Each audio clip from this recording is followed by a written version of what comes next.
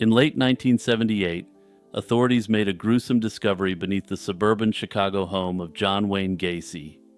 Gacy had slain 33 young men and teens in the 1970s and concealed most of their bodies within his property.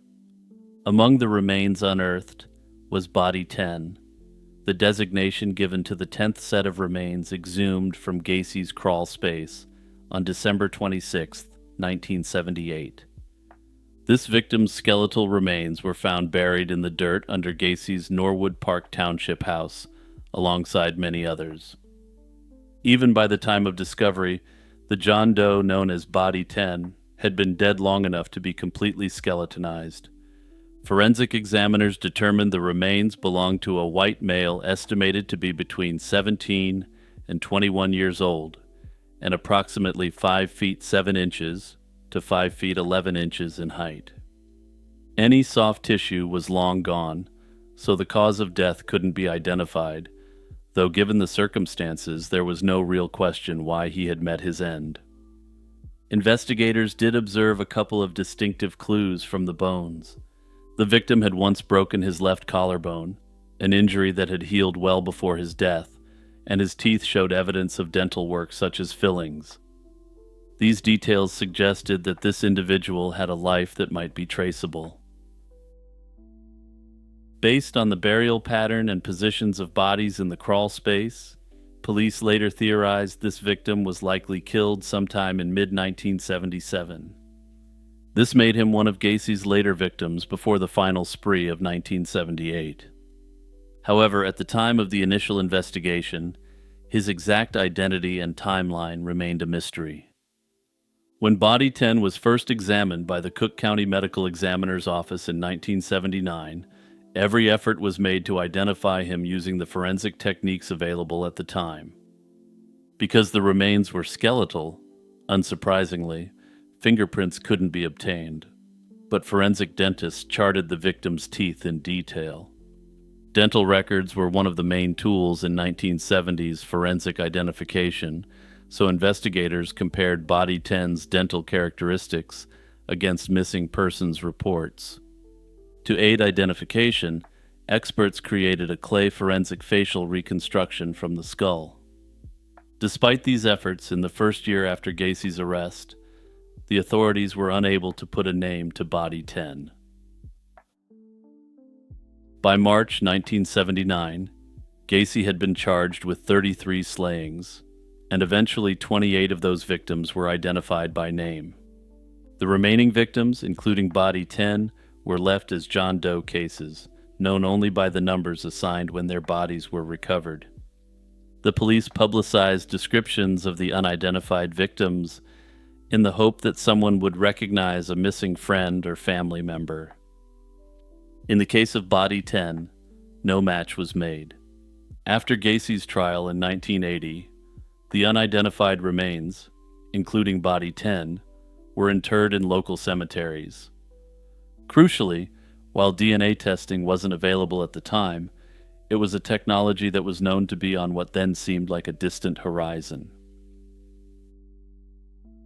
From the beginning, detectives generated a list of young men who went missing in the mid-1970s and could potentially be Body 10.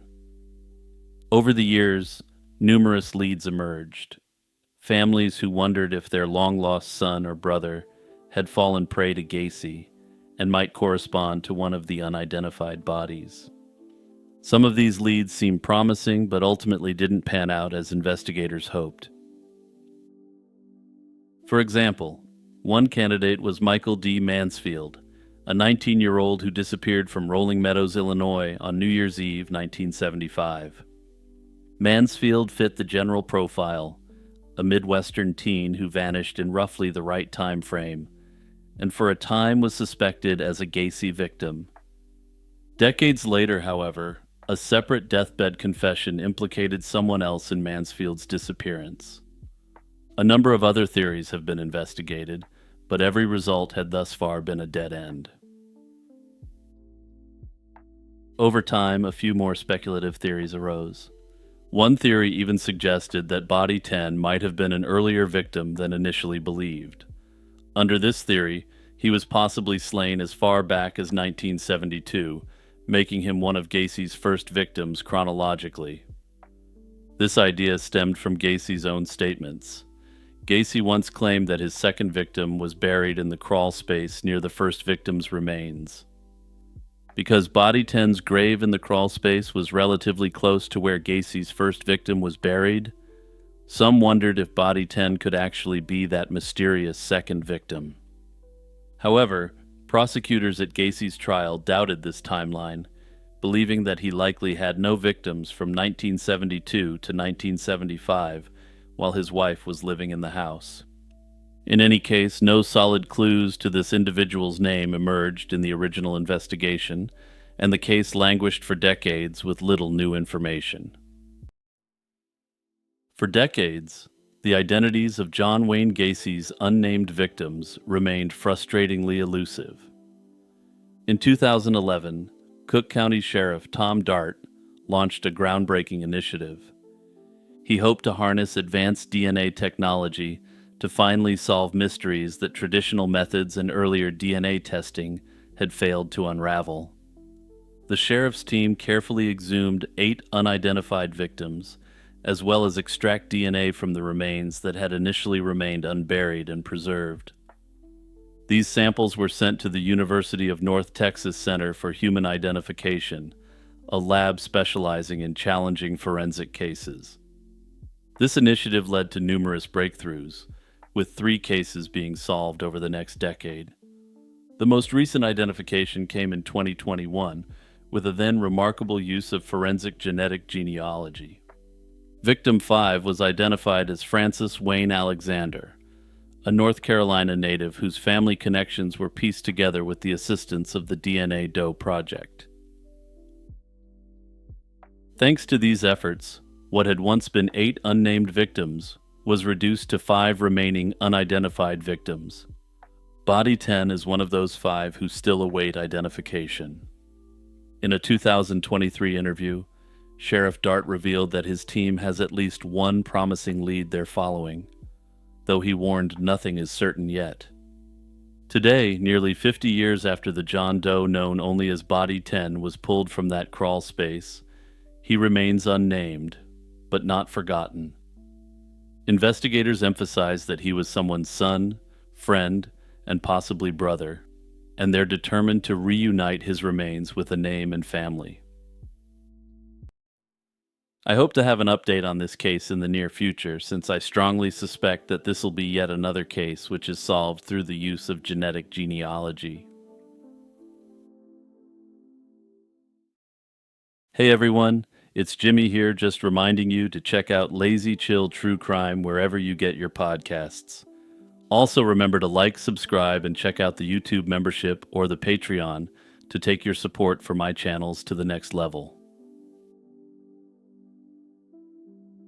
Bachelor's Grove lies in a secluded patch of Rubio Woods, a forest preserve just outside Chicago. This cemetery has become notorious for its connection to famous hauntings, and unlike many other famously haunted places, there's photographic evidence of one of the ghosts here. Established in the mid-19th century, this tiny burial ground once served a thriving pioneer settlement. Early homesteaders began burying their dead here in the 1830s and 1840s. The origin of its name is hotly debated. One of the most popular stories says it comes from a group of unmarried men who settled the area. This is the sort of background that adds to the lonely mystique of this isolated cemetery, and unsurprisingly, this is the lore that most people seem to prefer. Local historians, on the other hand, point out that it may have been named after the Batchelder family who lived nearby. Either way, by the 1840s the locale was known as Bachelor's Grove, and over the next decades it became the final resting place for dozens of local settlers. The first recorded burial dates to 1838, and interments continued into the early 20th century. As transportation routes shifted, the once busy settlement dwindled. A new railroad built in the 1850s bypassed Bachelor's Grove, luring residents and businesses to larger towns with train service. Some families even relocated their loved ones' remains to cemeteries nearer to those growing towns.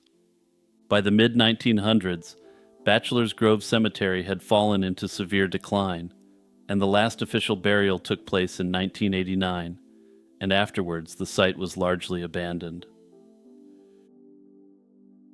With no regular caretakers, the graveyard became overgrown and neglected. Isolated in the woods, it drew the attention of local youth as a hidden hangout spot for late-night parties away from watchful eyes.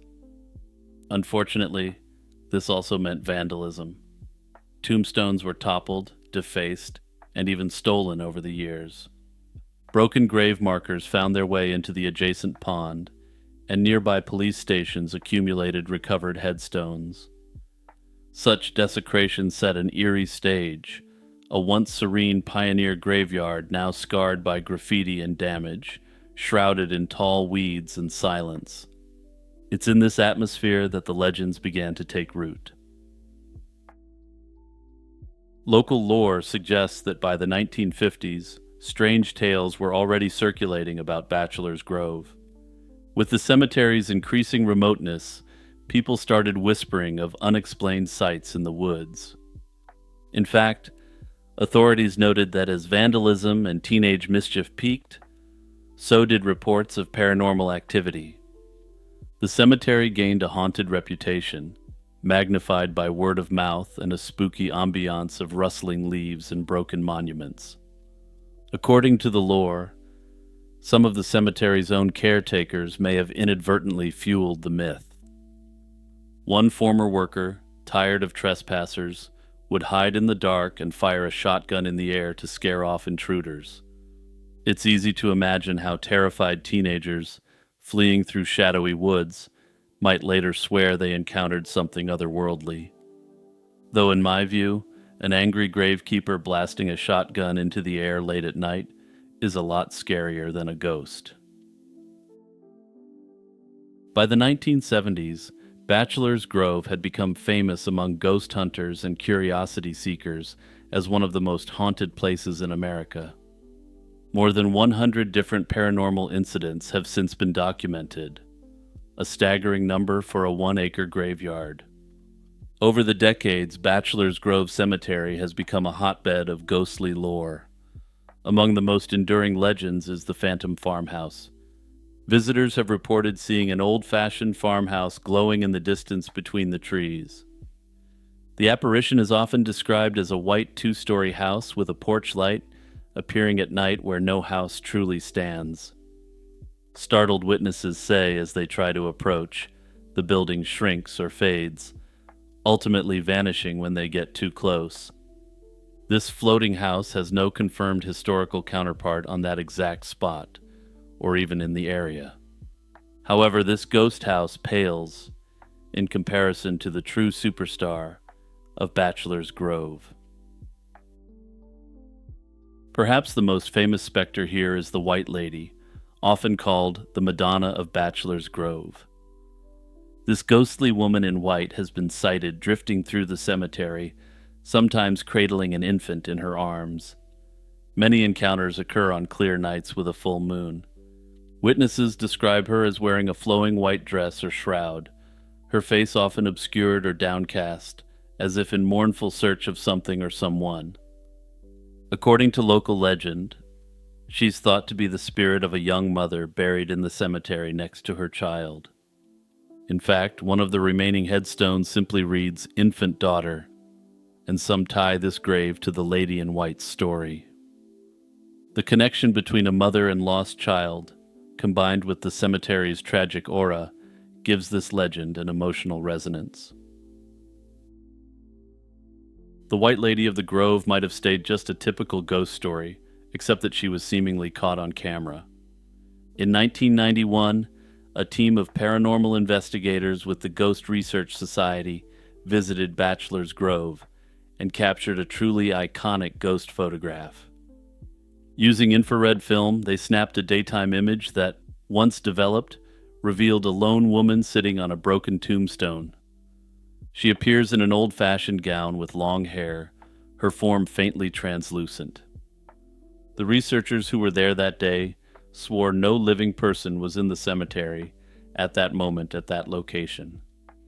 The photo was published in newspapers across America, as was the style at the time, and soon the Madonna of Bachelor's Grove went viral in paranormal circles. To believers, it was validation of the White Lady's presence, a ghost caught on film, gazing forlornly over her resting place. Skeptics proposed more mundane explanations, from photographic anomalies to an outright hoax. Whether this is a true image of a ghost or a clever hoax or some accidental anomaly, it remains the centerpiece of Bachelor's Grove lore. The Lady in White isn't the only apparition said to roam here. Shadowy figures are frequently reported along the lonely access path and among the trees. In the 1980s, visitors described seeing several figures in monk-like robes silently walking the grounds. By the time anyone approached, these mysterious robed silhouettes disappeared without a trace. Not all the eerie experiences involve full-bodied apparitions. Many visitors speak of mysterious lights and other sensory anomalies. Glowing orbs of light, often red or blue, have been seen flitting through the trees or hovering above tombstones at night.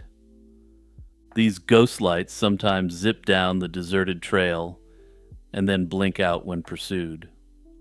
Photographers over the years have also captured strange floating spheres or mists on film. Besides visual phenomena, people have reported disembodied sounds, including the echo of a baby crying in the distance and phantom footsteps on the gravel path.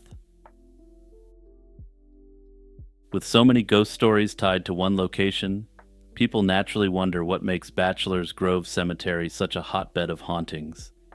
Everyone from paranormal investigators to hardcore skeptics have offered a range of theories. One common idea is the residual energy theory, the notion that past events can imprint on a location and replay over time like a recording. Bachelor's Grove, with its long history, could be rich in such imprints according to advocates of this theory. In this view, the phantom farmhouse and the Lady in White might be residual rather than an interactive ghost. These manifestations don't respond to the living. They simply play out their eternal routines. In this theory, these are essentially NPCs playing out a scripted action over and over again. Another mystical hypothesis involves ley lines, invisible lines of geoenergetic force that crisscross the Earth in New Age and occult lore. Some paranormal enthusiasts suggest that Bachelor's Grove sits at the intersection of ley lines or other energy nexuses. In theory, such intersections create supernatural hotspots where the veil between the physical world and the spirit world is thinner. If true, that could explain why so many different phenomena concentrate in one tiny graveyard. It could also explain why every graveyard doesn't exhibit similar phenomenon. Of course, ley lines are not scientifically recognized, and this idea is more spiritual than factual. Still, for believers in the theory, this offers what they believe to be an internally consistent explanation for why this and other sites are so spiritually significant. Meanwhile, skeptical investigators offer down-to-earth explanations for nearly every legend. From their perspective, Bachelor's Grove's isolation and appearance make it a perfect stage for misinterpretation. Visit on a quiet night and you're enveloped in darkness, with only moonlight and the sounds of nature. In such conditions, the human mind can play tricks. Car headlights from a far-off road could reflect oddly, creating the illusion of a phantom farmhouse or phantom vehicle. The swampy pond can emit swamp gas that glows bluish and could be mistaken for something supernatural. Likewise, gnarled tree stumps through the mist may resemble figures in robes. Psychologists note that expectation is powerful. If you expect to see a ghost, you are more likely to interpret a rustling branch as a specter. Bachelor's Grove has an international reputation now, and anyone walking in has already heard it's haunted. In fact, there's literally no reason to ever end up in this location unless you're going out there to see what the big deal is about this haunted cemetery. To skeptics, it's no surprise people report exactly the things they've been primed to see. To them, this is simply the power of suggestion at work in a spooky setting. Whether the Bachelor's Grove cemetery hauntings are something supernatural or much more mundane will continue to remain a fascinating unsolved mystery. On May 31st, 2018, locals near an apartment complex playground in Cincinnati's North Avondale neighborhood made an extremely grim discovery. In a shallow grave by the play area, they found the partially buried body of an older woman. A single rose had been delicately placed on the woman's chest, a haunting detail that later earned her the nickname, the Rose Lady. The victim had been wrapped in cloth and left with no identification, immediately presenting investigators with a tragic mystery. The Hamilton County coroner took charge of the case and quickly found clues about the cause of death. An autopsy revealed the woman had substances in her system, pointing to an overdose rather than foul play as the likely cause. With no obvious identification, investigators collected the unknown woman's fingerprints and DNA and checked them against national databases, but no matches turned up. As months turned into years with no answers, the coroner's office turned to public outreach. They released a composite sketch of the Jane Doe's face, and later even commissioned a 3D clay reconstruction of her likeness, hoping someone would recognize her. Despite these exhaustive public appeals and repeated assurances that no foul play was suspected, no leads materialized. The Rose Lady remained unidentified, an enduring mystery haunting local law enforcement. In 2023, the coroner's team even released lifelike digital renderings of the Jane Doe's face to rekindle public interest. Yet the case ultimately broke thanks to cutting-edge DNA analysis. The Hamilton County Coroner's Office used investigative genetic genealogy to trace potential relatives of the Rose Lady. Analysts discovered that her DNA profile intersected with a family tree that included a man who had died of an overdose in 2019. That man, identified in records as the Jane Doe's son, had been examined by the same coroner's office a year after the Jane Doe was found, without anyone realizing the connection. A direct comparison of the two individuals' DNA confirmed a parent-child relationship with absolute certainty. At long last, on May 23, 2025, the coroner announced that the Rose Lady had a name: Patricia Kalina Goodwin, who was 71 years old at the time of her death. News of Goodwin's identification brought answers for the family and poignant revelations for investigators. Her family, who lived in the Mason, Ohio area, had been searching for her since she vanished in 2018. Goodwin had become homeless in her later years, which contributed to the difficulty of finding her. Sadly, Goodwin's brother, who had long hoped for news, passed away just a month before the identification was made public, never knowing what happened to his sister. Still, for the rest of the family, there was a measure of closure in at last knowing her story. Even with Patricia Goodwin's identity known, one question lingered. How did she end up buried in that lonely makeshift grave with a rose on her chest? Investigators believe the answer lies in Goodwin's relationship with her son. Both mother and son were struggling with addiction and living on the streets at the time of her death. Evidence suggests that Goodwin's son, Jason, was present when she overdosed and died. A friend from their homeless encampment later told authorities that Jason had been with his mother around that time and that she had passed a year before him. Facing his mother's sudden death, it appears Jason chose to secretly bury her himself rather than alert anyone. In this view, the rose was a final act of love from a son saying goodbye. Because Jason died the next year, this tragic sequence of events can't be confirmed with absolute certainty. After 7 long years, the case of the Rose Lady is resolved, and through persistent investigation and modern forensics, Patricia Goodwin's name and story have been reclaimed. Yet the rose on her grave remains a symbol of the love and mystery that surrounded her final moments, and a touching reminder of the human stories behind every cold case.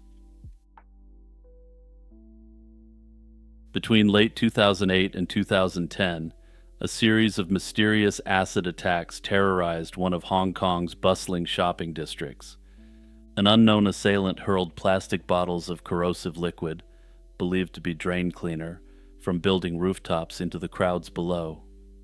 In 4 separate attacks, around 130 people in total were injured.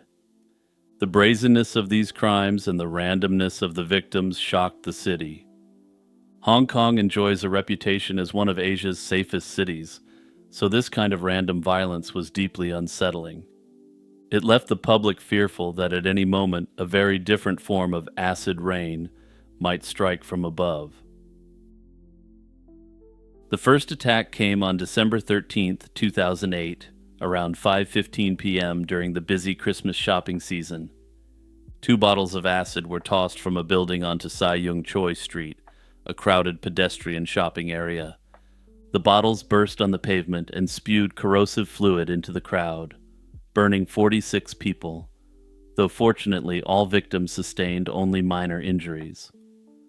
Panicked shoppers ran for cover into nearby shops, where water was quickly poured on the ground to dilute the acid. Despite an intensive police search of surrounding buildings that went deep into the night, the perpetrator wasn't found. Even more curiously, no apparent clues or evidence was left behind by the mad tosser of Hong Kong. Just 5 months later, on May 16, 2009, a similar incident occurred near the first site.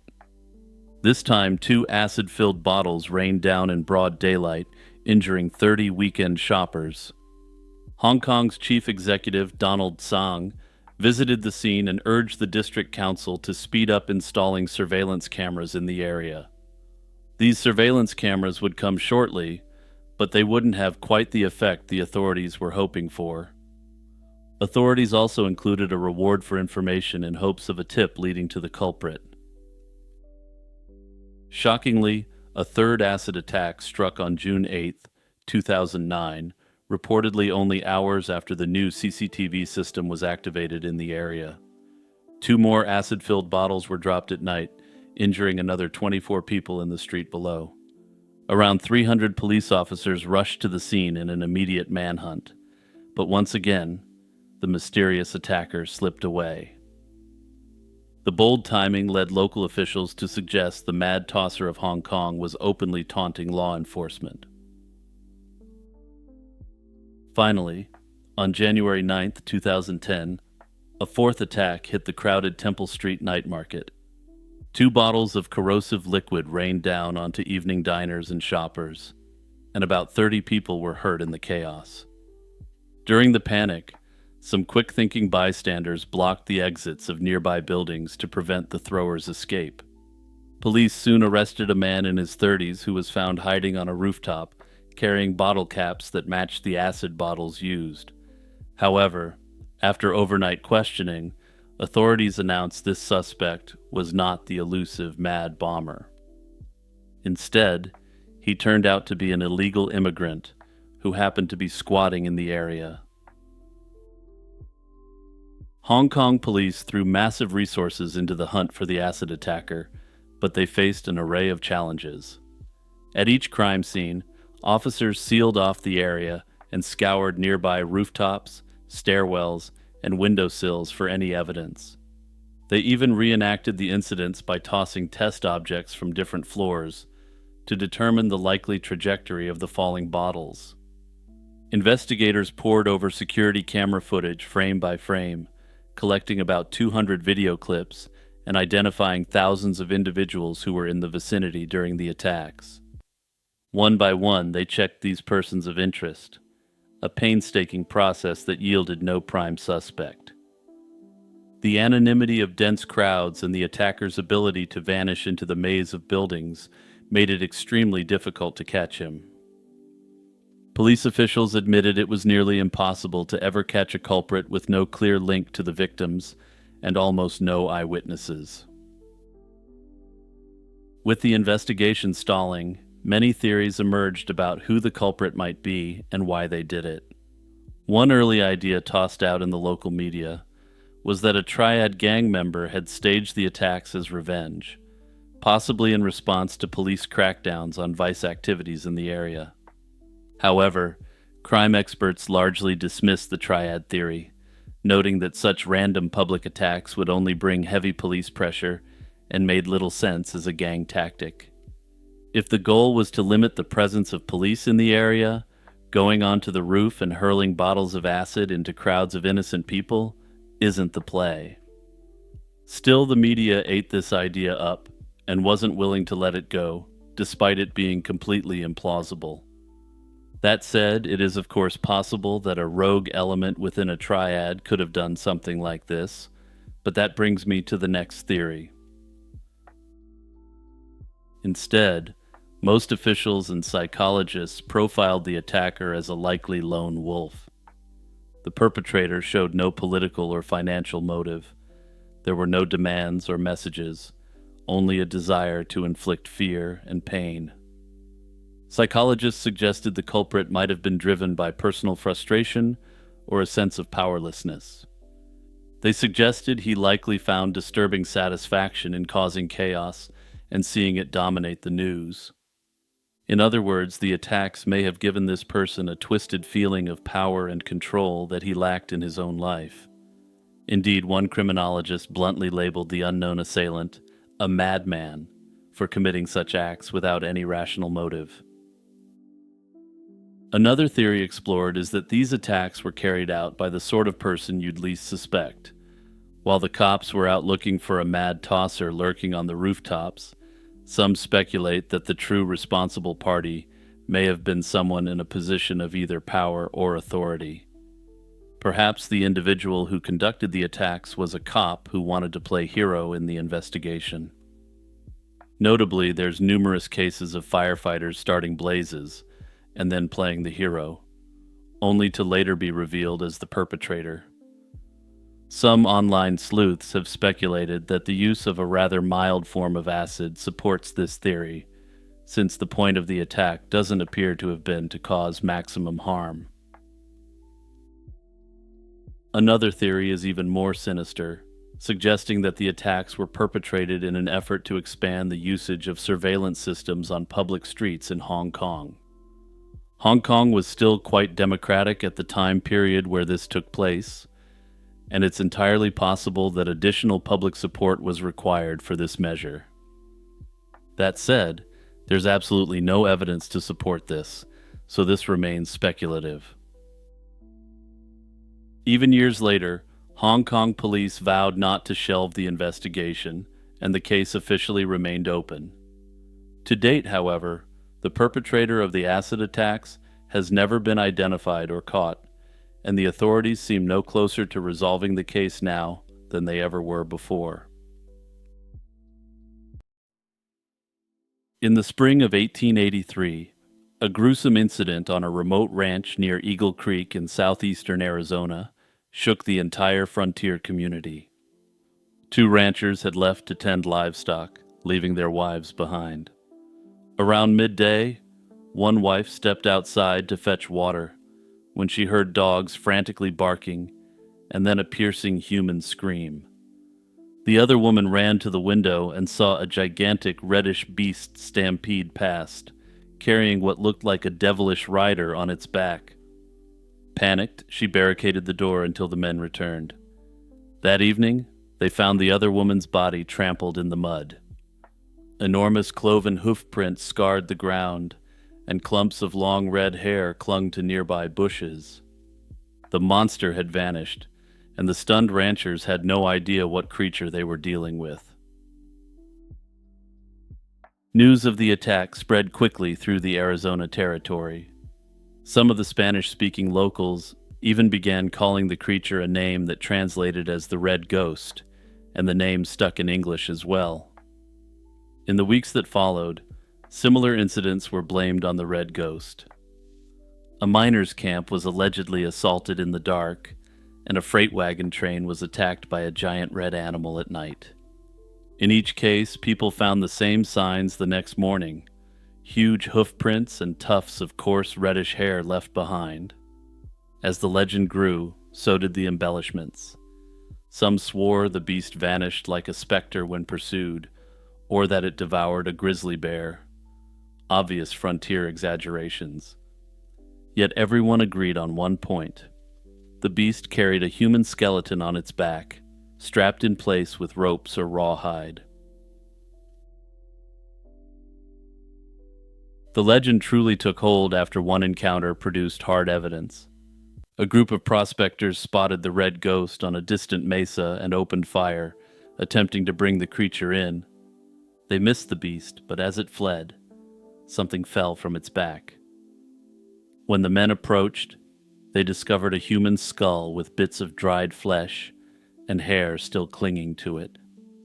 This gruesome find confirmed that the spectral rider wasn't actually a ghost at all, but were the bleached remains of a man. Some began to suspect that the Red Ghost might be a camel. In fact, just a few decades earlier, the Army had imported camels to the Southwest, hoping they could serve as pack animals in the desert. The camels survived the harsh climate well, but they spooked other animals and proved difficult for cavalrymen, familiar with horses, to handle. The Civil War interrupted this Camel Corps experiment, and the Army eventually abandoned the project. Many camels were sold off or processed into camel steaks, but others were simply turned loose into the wild. By the 1880s, sightings of feral camels in Arizona weren't uncommon. This history offered a plausible explanation for the Red Ghost. It was likely one of those abandoned camels, albeit one saddled with a ghastly extra passenger. According to traditional tellings, in 1893, the Red Ghost met its end. A farmer spotted a massive red camel grazing on his land and decided to cut it down with a single blast. Personally, that wouldn't be my first thought if I saw a camel on my property, but to each their own, I suppose. On examining the fallen beast, he found rawhide straps still wrapped around its body, indicating that it was a camel that had gone feral at some point. According to traditional Arizona camel lore, this fact confirmed that this was indeed the camel that previously had the skeleton strapped to it. With the creature slain, the question remained: whose bones were those, and how did they end up on a camel's back? In the aftermath, various explanations arose. One story held that the skeleton was a desperate prospector who lashed himself to a camel, hoping it would lead him to water. If this story is true, I think this prospector should have done some more reading on camels first.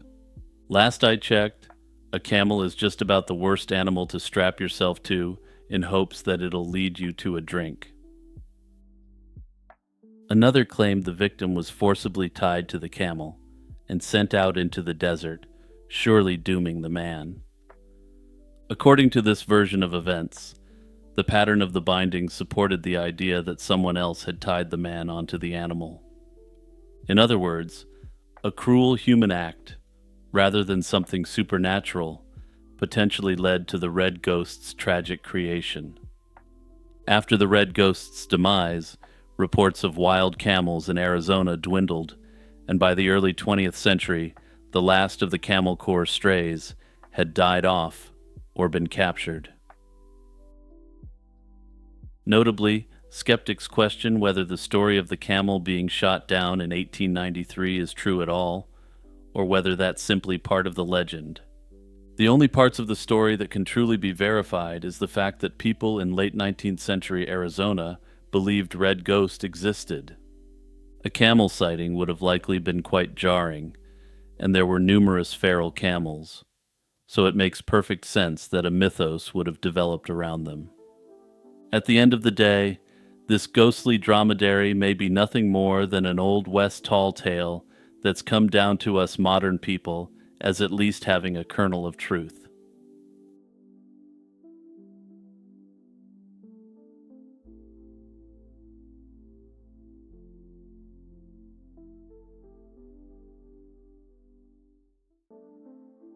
On a crisp March morning in 2012, a white Ford Escape sat abandoned at the Newfound Gap overlook in Great Smoky Mountains National Park, a silent witness to an unfolding mystery. Its owner, 24-year-old Derek Lucking, had vanished into the wilderness before dawn. Derek was by all accounts a responsible young man and a recent college graduate, but that day he was nowhere to be found. Inside his vehicle lay one eerie clue, a handwritten note that read, "Don't come find me." Derek lived in Louisville, Tennessee, not far from the Smokies. In the weeks leading up to his disappearance, he had been unhappy with the direction of his life. Family members noticed he wasn't acting like himself, he grew withdrawn, and even picked up some uncharacteristic habits like drinking and smoking. These were small red flags, but nothing to suggest what was about to happen. On Wednesday, March 14th, 2012, Derek left home unexpectedly, sometime during the night. The next morning, he failed to show up for work. His roommate found Derek's alarm clock ringing in an empty room and knew something was wrong. Calls to Derek's phone went unanswered. Alarmed, the roommate contacted Derek's parents in Virginia, and they began a frantic overnight drive to Tennessee to search for their son. When Derek's parents arrived and checked his computer for clues, they discovered he'd been researching Great Smoky Mountains National Park. More tellingly, he had reserved a hotel room for the night of March 16th in Cherokee, North Carolina, just outside the park. Clinging to hope, his parents headed toward Cherokee, thinking they might intercept him there. Early on Saturday, March 17th, surveillance cameras at a motel in Cherokee captured Derek in the lobby around 4 a.m. He checked out and walked into the pre-dawn darkness, carrying a small day pack. This was the last confirmed sighting of him. When his parents reached the hotel later that morning, they learned they had just missed Derek.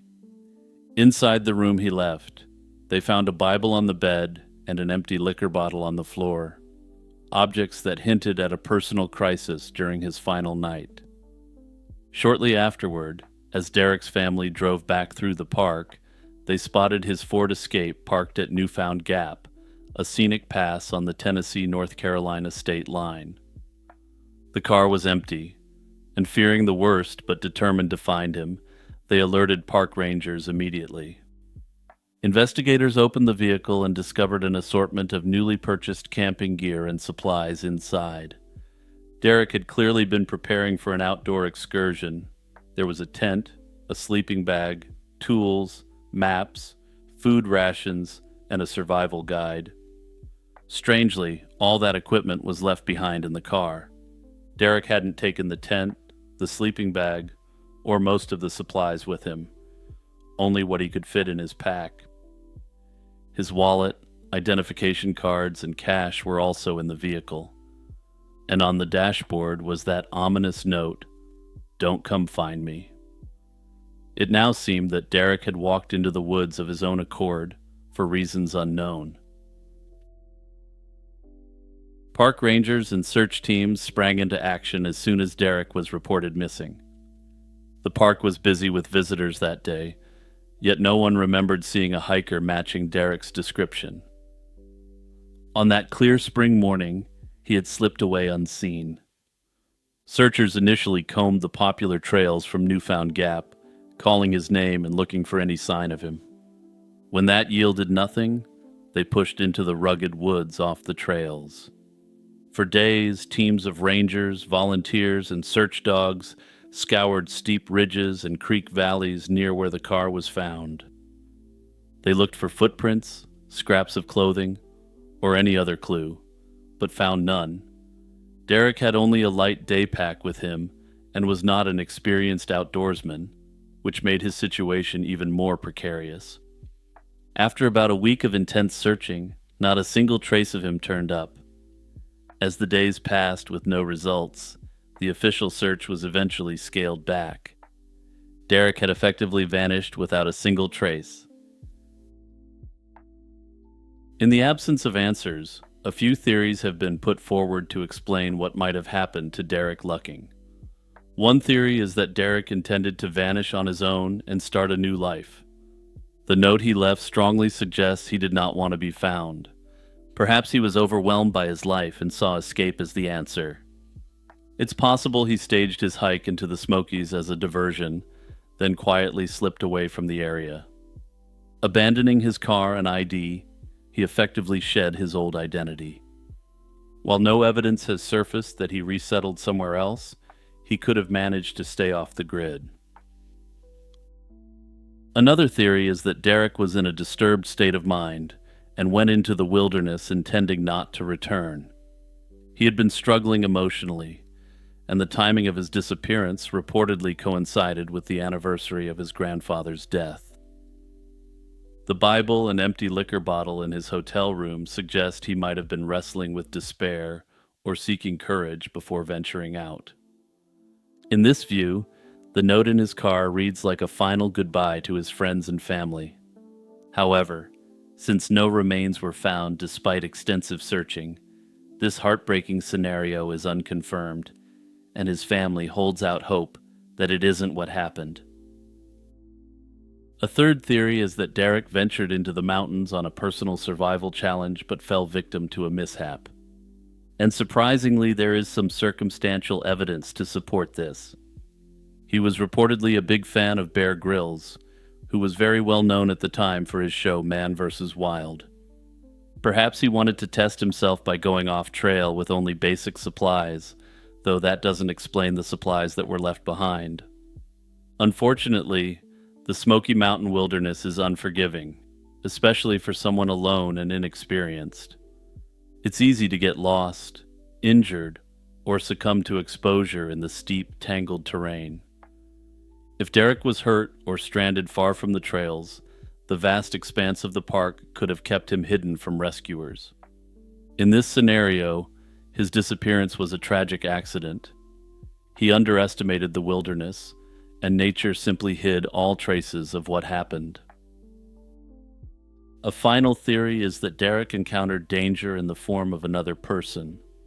Some have speculated he could have stumbled upon an illicit activity, or met someone with bad intentions in the woods. Of course, this is entirely possible, but ultimately no evidence supports this idea. There were no signs of a struggle or theft at his car, and all his valuables were left untouched. No witness reports or leads have ever pointed to any crime whatsoever. Without any concrete clues suggesting foul play, investigators consider this the least likely explanation, though it can't be completely ruled out. More than a decade has passed since Derek Lucking walked into the Smoky Mountains and vanished, and no trace of him has ever been found. His family has never stopped seeking answers, and the case remains open. Precognition, the purported ability to foresee future events before they occur, has fascinated humanity for millennia.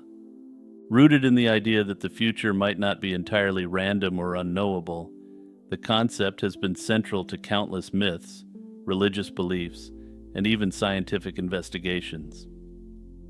The idea of precognition dates back to ancient times. In many early societies, individuals claiming the ability to see the future were revered as shamans, prophets, oracles, or seers. The ancient Greeks, for example, sought guidance from the Oracle of Delphi, who was believed to channel the god Apollo to predict future events. Similarly, in ancient Rome, augurs interpreted signs, such as the flight of birds, to provide insights about what lay ahead. Religious traditions also embraced the concept of foreseeing the future. In Jewish and Christian traditions, precognitive visions are attributed to biblical figures like Joseph and Daniel, who interpreted dreams and predicted events through divine intervention. Across Asia, Hinduism and Buddhism incorporate the idea of spiritual enlightenment, granting insight into the future. In the modern era, precognition shifted from religious and mystical contexts to psychological and scientific scrutiny. During the 19th and early 20th centuries, the rise of the spiritualist movement brought renewed interest in psychic phenomena, including precognition.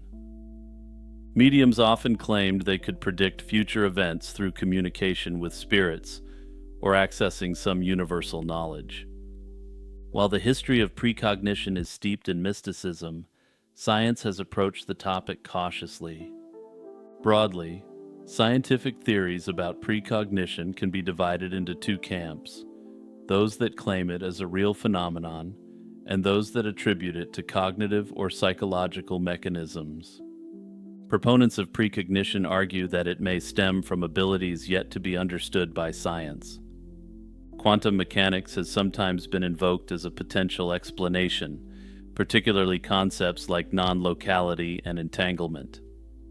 Theoretical physicists like Roger Penrose and others have speculated about how the mind might access information outside the conventional flow of time, though these ideas remain speculative. Studies in parapsychology, such as experiments using random number generators, have sought to demonstrate precognitive abilities. One researcher, for example, conducted experiments where participants predicted future randomly generated events, such as the display of emotionally charged images. His results suggested that participants performed slightly better than chance, though critics have questioned the methodology and statistical rigor of such studies.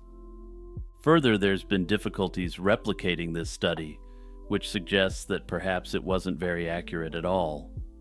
Skeptics argue that precognition can be explained through psychological mechanisms.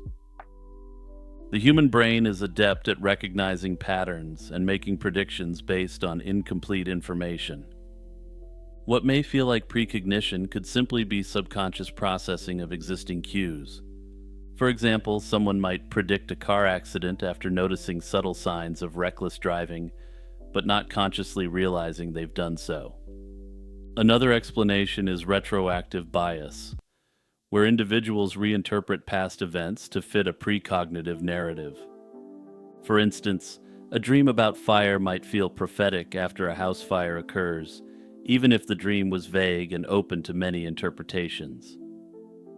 This phenomenon, called confirmation bias, plays a significant role in shaping how people perceive precognition. Claims of precognition are inherently difficult to prove or disprove. Scientific evidence remains inconclusive, as studies often produce conflicting results or are plagued by methodological flaws. On the other hand, anecdotal evidence abounds. People often report experiences of déjà vu or vivid dreams that seem to predict future events. However, it's important to remember that there are literally 8 billion people in the world. Every person makes numerous forecasts about the future, either consciously or subconsciously, throughout the day. While it's impossible to quantify how many predictions human brains make per day, it's fairly certain that this number is astronomically high. Statistically, some predictions are bound to come true by chance alone. In 1994, Kimberly Nilsson was a 24-year-old student on the cusp of a bright future. Little did anyone know, the bizarre and disturbing sequence of events that was about to kick off in August of that year would change everything in an instant. Originally from Alameda, California, she was a top student at Arizona State University at Tempe and was preparing to begin her final semester as a pre-med major. Despite her outward success, Kimberly was privately struggling with emotional turmoil in the months leading up to her disappearance. She had recently gone through a painful breakup with her boyfriend, reportedly the first time she had ever been on the receiving end of a breakup, and it hit her hard. Diary entries later reviewed by investigators revealed that Kimberly was suffering from depression and feelings of alienation after the split. In an effort to heal her emotional wounds, Kimberly began reading a book on Native American herbs given to her by her ex-boyfriend's grandmother. This exploration sparked a specific interest in a certain psychoactive cactus used traditionally in spiritual rituals. As the fall semester approached, Kimberly's behavior took a bizarre turn. On Sunday, August 21st, 1994, the day before classes were to start, she spent time with several friends, but her actions were described as erratic and out of character. That morning, Kimberly invited two male friends, Jeff Saliga and Steve Chambers, to join her on a bike ride. During the ride, she confided to Jeff that the presence of Steve made her uncomfortable, though she wouldn't explain why. She then abruptly changed the subject by mentioning a neighbor she suspected of being a peeping Tom at her apartment complex. Later that day, Kimberly stopped by the apartment of another friend, Tor Staub. Tor would later report that Kimberly seemed preoccupied by something she wouldn't talk about. She even snapped at him in an uncharacteristically rude way when he offered her herbal tea. As that Sunday went on, Kimberly's condition seemed to worsen. By approximately 3:30 p.m. on August 21st, her roommate found Kimberly at home, hunched over and vomiting in the bathroom. When the roommate knocked to check on her, Kimberly shouted for her to go away and leave her alone. It turns out that the magic psychoactive cactus that had attracted her attention in the wake of the breakup was peyote. This sudden bout of vomiting and agitation has led many to suspect that Kimberly may have followed through with her curiosity about peyote that day. Notably, riding the cactus comet is known to cause intense nausea as a side effect, and the timing suggests she could have consumed it earlier, leading to illness by the afternoon. Feeling unwell, Kimberly called in sick to her job that evening and lay down to rest. After a nap, around 5:30 p.m., she woke up and had a phone conversation with a friend, Bob Leet. On the call, she downplayed her condition, attributing it to a simple stomach bug, and even chatted about plans to attend an upcoming Lollapalooza music festival. Notably, it was an event she and her ex-boyfriend both had tickets for. At this point, Kimberly still seemed to be looking toward the future, mentioning she'd see everyone at the concert despite her current illness. As night fell on August 21st, Kimberly's actions grew increasingly strange and disoriented. She made a series of perplexing phone calls that evening. In one instance, she dialed a friend in Flagstaff, but spoke to them as if they were her ex-boyfriend. It took her several confused minutes to realize she had called the wrong person, suggesting she wasn't thinking clearly. Around 7 p.m., Kimberly called Bob Leet a second time, this time in an agitated state. She rambled about a bizarre dream and told Bob that she felt she couldn't trust him or Tor anymore. Confusingly, she then expressed anxiety about having been rude to Tor earlier in the day. Her roommate also observed Kimberly's behavior that night and noted that she was acting irrationally and that her pupils were extremely dilated. This is a physiological sign often consistent with entering the cactus matrix. By approximately 9:30 p.m. on the 21st, Kimberly's restless energy hadn't subsided. She phoned another friend, whose birthday was that day, and said she wanted to come by his house to wish him a happy birthday in person. Despite having been to this friend's home many times before, Kimberly inexplicably got lost en route. She left her apartment, then returned shortly afterward, telling her roommate she needed to call the friend again for directions. This was a curious request given her familiarity with the location. After getting directions, Kimberly drove off once more, only to circle back a second time, still apparently confused. She left her apartment yet again, this time for good, sometime in the late evening or night of August 21st. These multiple false starts and her confusion about directions strongly indicated that Kimberly was in a disturbed state of mind. Notably, This evening would be the last time her roommate or anyone else ever saw her alive. The morning of August 22nd, 1994, was supposed to mark the beginning of Kimberly's final semester at ASU, but instead it became the day she was officially reported missing. A close friend arrived at Kimberly's apartment around 9:30 to pick her up for their first class of the term, only to find that Kimberly wasn't there. Alarmed, the friend and Kimberly's roommate realized something was very wrong. Meanwhile, that same morning in a quiet upscale neighborhood of North Scottsdale, roughly 20 miles from Tempe, an unusual discovery was made. At about 9 a.m. on August 22nd, the homeowners at a house near the intersection of Pima Road and Thompson Peak Parkway returned from running morning errands. Curiously, they found a black Volkswagen Rabbit parked in their driveway, partially blocking the entrance to their garage. It was Kimberly's car, and the homeowners stated that the car had definitely not been there at 7:40 a.m. when they left the house. The vehicle was found abandoned under odd circumstances. The doors were unlocked, the keys were still in the ignition, and inside were all of Kimberly's personal belongings. There were no immediate signs of a struggle, but one eerie clue was noted on the floor of the car. A page was torn from Kimberly's diary that had a hand-drawn map to her friend Tor's house on it. It was as if she, or someone, had been looking for Tor's place again, though Tor lived in Tempe, not near where the car was found. Ultimately, while this appeared to be a significant clue early on, nothing came out of it. Police canine units were brought in, and the dogs traced Kimberly's scent from the car up to the front door of the nearby house. It was almost as if she had walked up and tried to ring the doorbell. However, investigators later questioned this result, suspecting that the scent trail might have been inadvertently carried by an officer who had touched Kimberly's car. Once Kimberly Nilsson went missing under suspicious circumstances, a full-scale official investigation was launched, drawing in multiple law enforcement agencies. Investigators meticulously searched Kimberly's apartment and belongings for clues. Inside her room, they found a small quantity of street cabbage, but no peyote. They did find the herbal medicine book that had so captivated her, with some relevant pages bookmarked, suggesting she was indeed serious about her research into the topic.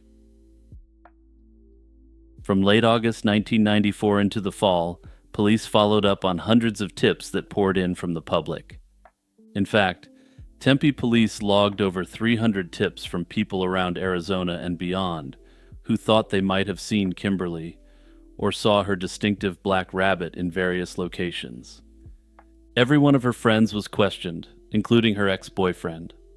Notably, her ex-boyfriend had been in California at the time of her disappearance, and he was cleared as a suspect. A breakthrough, or at least the next chapter in the case, came in the spring of 1995. On April 12th, roughly 8 months after Kimberly vanished, a startling discovery was made. A ranch hand was out on horseback in a remote desert area of Scottsdale, about 2 miles from where Kimberly's car had been found. He was checking a barbed wire fence on a cattle range in the late evening when he stumbled upon something disturbing: a human skull. The authorities were called, and they ended up recovering about 90% of a human skeleton, and with the dental records, they were able to confirm this was Kimberly Nilsson. Forensic examination of the bones yielded frustratingly little information. The medical examiner couldn't determine an exact cause of death. There were no obvious signs of trauma on the parts of the skeleton that were recovered. Examiners found no bullet holes and no fractures to indicate severe blows. However, given the state of the remains, this didn't rule out foul play. Soft tissue injuries, like certain kinds of internal trauma, wouldn't necessarily show up on bones. Unfortunately, the very bone that often breaks in cases of strangling, the hyoid, was missing. The medical examiner collected bone marrow from one of Kimberly's leg bones, and even some hair, and what little desiccated tissue was left. This was done in hopes toxicology tests or other analyses might detect poison, substances, or other clues. But by then, after months under the brutal Arizona sun, the biological materials were too degraded to yield any results. In the end, the death was officially deemed suspicious and remained unresolved. In the absence of definitive evidence, a number of theories have emerged over the years to explain what might have happened to Kimberly. Investigators and those who followed the case have proposed two primary scenarios from the start: foul play versus fatal misadventure. One theory is that Kimberly's experimentation with substances led her into the desert in an altered mental state, where she ultimately succumbed to the harsh environment. The evidence supporting this includes her well-documented strange behavior on August 21st. The vomiting, dilated pupils, confusion about phone numbers and locations, and her paranoid statements all point towards someone possibly under the influence. Cactus tripping in particular can cause intense hallucinations and disorientation for many hours. If Kimberly did take a large dose, intentionally or accidentally, she may have become delirious. In that state, she could have driven out toward the mountains, parked in a random driveway, and wandered off into the desert in the early morning hours. Tragically, the Arizona desert in August can be deadly. Daytime temperatures soar, and an impaired person without water could quickly fall victim to dehydration, heat stroke, or become injured on the rocky terrain. Alternatively, it's been suggested that the breakup with her boyfriend may have caused a mental break, leading to roughly the same effects, and also explaining her bizarre behavior. The other leading theory is that Kimberly Nilsson met with foul play. Proponents of this theory argue that Kimberly's unusual state made her vulnerable to predators. It's conceivable that an opportunistic criminal might have seen a disoriented woman alone and abducted or hurt her. The placement of the car could have been a ruse by an offender to delay investigation or distance themselves from the scene of the crime. While this theory makes sense, it's ultimately entirely circumstantial. This, of course, isn't to say that she didn't meet with foul play, and there's no doubt that she was in an extremely vulnerable state at the time she went missing, opening her up to an attack. Officially, Kimberly Nilsson's case remains unsolved and is classified as an open cold case. Whether she fell victim to a bad trip or something much worse continues to remain a chilling, unresolved mystery.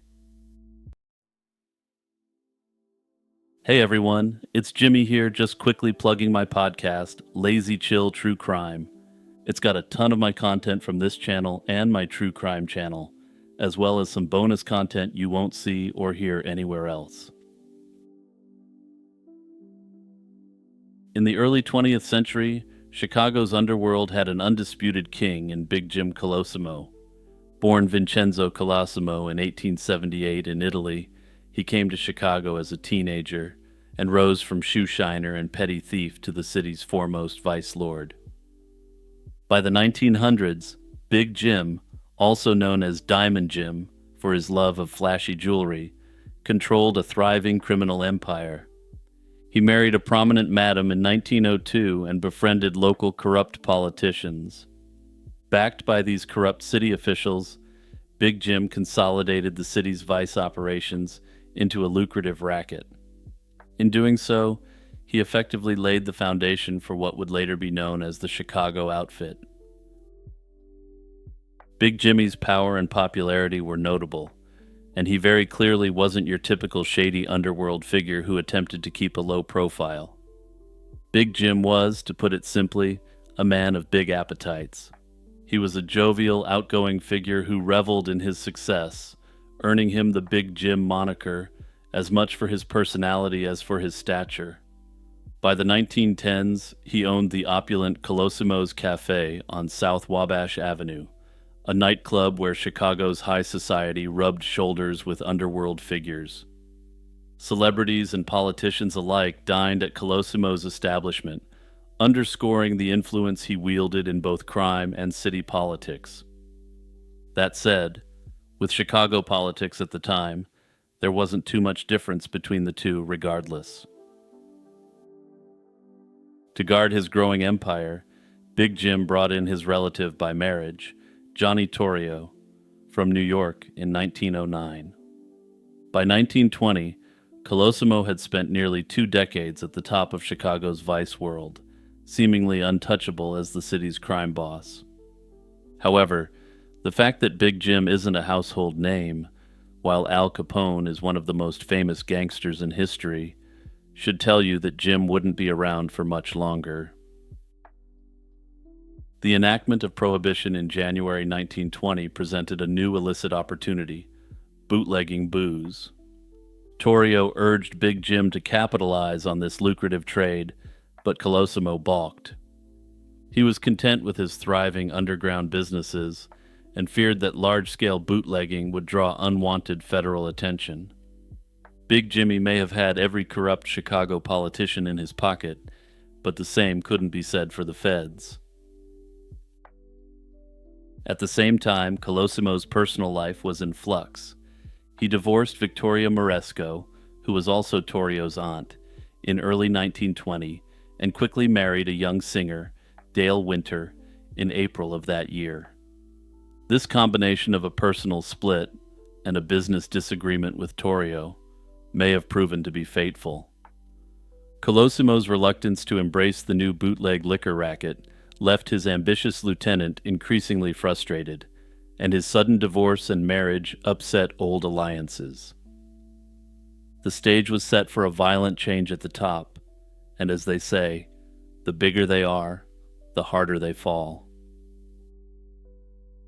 On May 11th, 1920, just weeks after his wedding, Big Jim arrived at his lavish restaurant expecting a business meeting that he would never leave alive. That afternoon, Colosimo had phoned his new bride to say he'd be late for dinner because he had an important meeting with an unknown man at his restaurant. The cafe was closed between meal services with only a few staff on site when Big Jimmy swaggered in looking for his appointment. He asked a waiter if anyone had been by, and hearing no, Big Jim went to his office to wait. The ambiance was eerily quiet. No patrons, just the clink of dishes in the kitchen and the shuffle of employees preparing for meal service that evening. After a short while with no sign of his expected guest, Colosimo grew uneasy and stepped out of his office into the lobby. At that very moment, an assailant was lying in wait. As Colosimo peered through a door toward the street, perhaps looking for a visitor, a figure crept up from behind. A sudden shot cracked through the empty restaurant. Big Jim was struck in the back of the head, hitting the base of his skull. He collapsed instantly, sprawled on the marble floor of his own upscale cafe. The perpetrator had timed the attack perfectly. Colosimo was alone and unguarded in that brief moment. In the aftermath, the shooter slipped out into the afternoon light, vanishing before anyone could stop him. The slaying of such a prominent mob boss sparked immediate theories, and Chicago's rumor mill went into overdrive. The press originally attempted to tie it all to his controversial divorce and remarriage, suggesting his ex-wife wanted Jimmy cut down to size. While this may have sold papers, there was simply no evidence for it, and other more plausible theories began to emerge. Besides the jilted ex-wife angle, another early theory pointed to the Black Hand, a shadowy network of Southern Italian extortionists. In establishing the Chicago outfit, Big Jim and his boys had ended up piling up members of this loosely organized group into Chicago gutters. Some speculated that those old vendettas had finally caught up to him in 1920, and the authorities knew he was a marked man in these circles. However, these Black Hand groups were already in massive decline by 1920, and no evidence tied these groups to the attack. These accusations helped deflect attention from what would soon emerge as the most likely scenario: an inside job from within Colosimo's own outfit.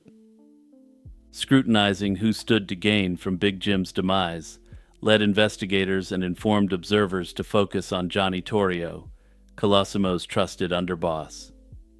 Torrio had been loyally running Colosimo's operations and protecting him for years, yet he also had the ambition and foresight that Big Jim increasingly lacked.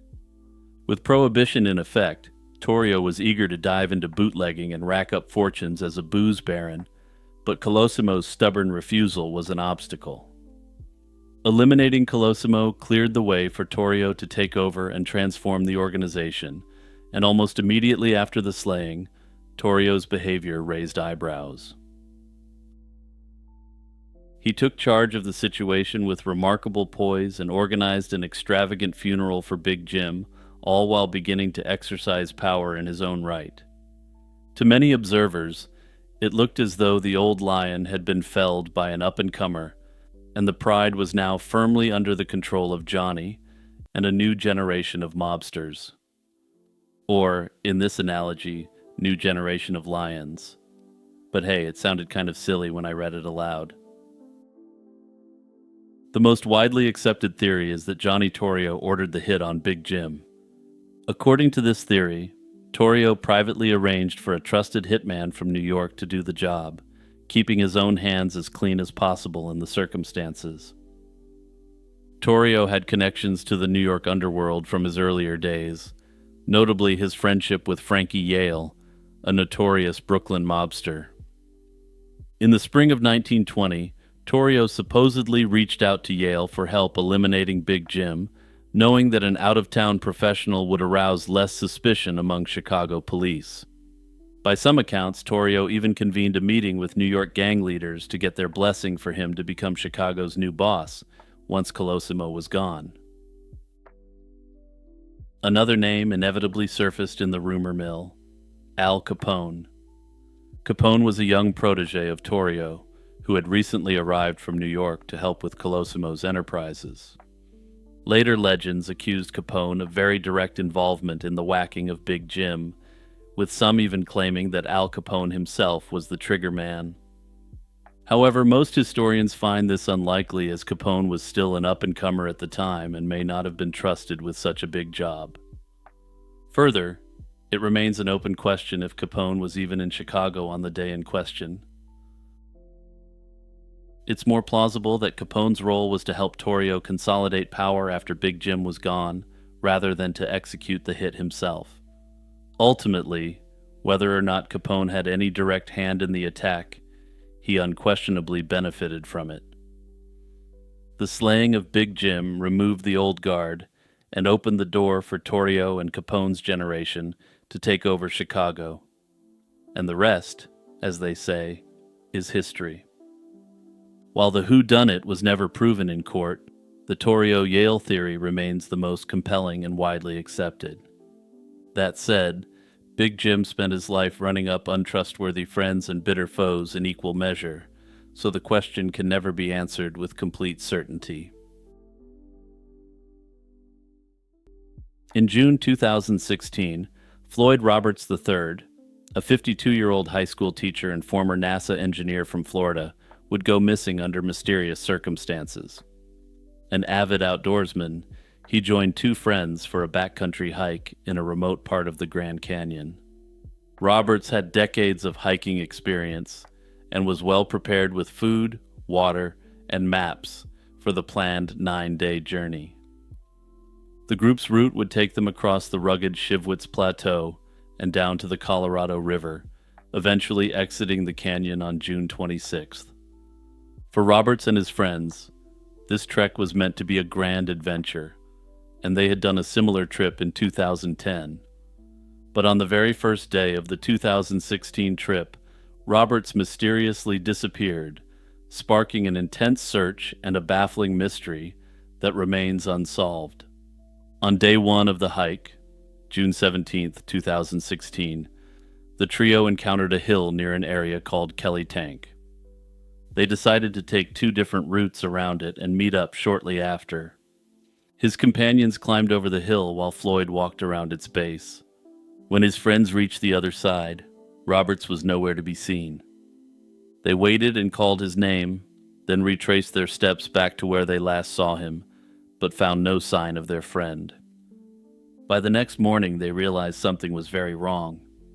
They hiked until they could get a cell phone signal and called for help. Roberts was officially reported missing to park authorities on June 18th, nearly 24 hours after he had last been seen. The National Park Service launched a large search and rescue operation immediately. The location in the western Grand Canyon was extremely remote and rugged, making access difficult. Park rangers, volunteer wilderness searchers, and search and rescue teams from 2 counties converged to help. A base camp was established near Roberts's last known location to coordinate the effort. Over the next 6 days, dozens of people scoured roughly 10 square miles of canyon and plateau country on foot and by helicopter. They faced harsh conditions. An extreme heat wave had temperatures well over 100 degrees, and the terrain was dense with brush, cliffs, and steep ravines. Despite these challenges, searchers combed the area day and night, determined to find any sign of Roberts. Helicopters flew low over ravines, looking for the bright red of his shirt or the blue of his backpack, and search dogs were brought in to track his scent. Some potential clues did surface, and at one point, a set of shoe prints was spotted in the dirt, but rangers could not confirm if it belonged to Roberts. No other trace of him or his equipment turned up during the extensive sweep. By June 23rd, after an exhaustive effort, officials had to scale back the search. With no leads left to pursue, the operation shifted to a limited search, where rangers would keep an eye out during routine patrols. In the absence of evidence, several theories have been proposed about what might have happened to Floyd Roberts. The main ideas include an accidental fall, disorientation leading to exposure, possible foul play, and even a voluntary disappearance. One possibility is that Roberts suffered a misstep and fell into a hidden canyon or off a ledge. The area is full of sheer drops and tricky terrain. If he fell and was injured or killed, his body could be concealed in a spot that search teams never checked, which would explain why nothing was found. There have been numerous cases in the Grand Canyon where a missing hiker's remains were discovered only years later in a hard-to-reach area. Another theory is that he became lost and succumbed to the elements. Facing extreme heat and lack of water, Roberts, despite being an experienced hiker, may have become extremely disoriented and confused. Roberts might have wandered in the wrong direction seeking a route or water source and eventually collapsed from dehydration or heat stroke. If he moved beyond the search zone before he died, his remains could still lie undiscovered in the vast maze of side canyons. Alternatively, he may have sought refuge somewhere hidden and perished there. Investigators considered foul play, but found no evidence to support it. The authorities considered it unlikely he encountered a hostile stranger in such an isolated area. Further, his hiking companions, who were reported to be a father and daughter who were his longtime friends, alerted authorities as soon as possible. They also cooperated fully with the investigation and were almost immediately ruled out as suspects. Park officials found no signs of a struggle or any other indication of criminal activity at the scene. The absence of any evidence makes foul play a remote possibility, and most observers lean away from this theory. Another theory suggests that a wild animal such as a cougar could have attacked him and taken him away from the area. However, mountain lion attacks are extremely rare, and there was no sign of any encounter between one of these big cats and Floyd. Some have speculated that Roberts chose to deliberately vanish. This would mean using the trip as an opportunity to leave his life behind and start anew. However, those who knew him saw no indications of this. He had a stable job and family ties and was excited about the hike. Further, no motive or any proof of planning ever surfaced. Thus, this theory is generally considered the least likely by the authorities.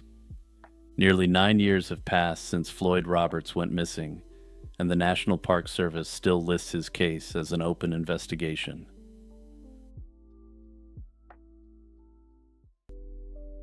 Ego death, a concept often associated with mysticism, psychology, and psychedelic experiences, refers to the temporary or permanent loss of one's sense of self or personal identity.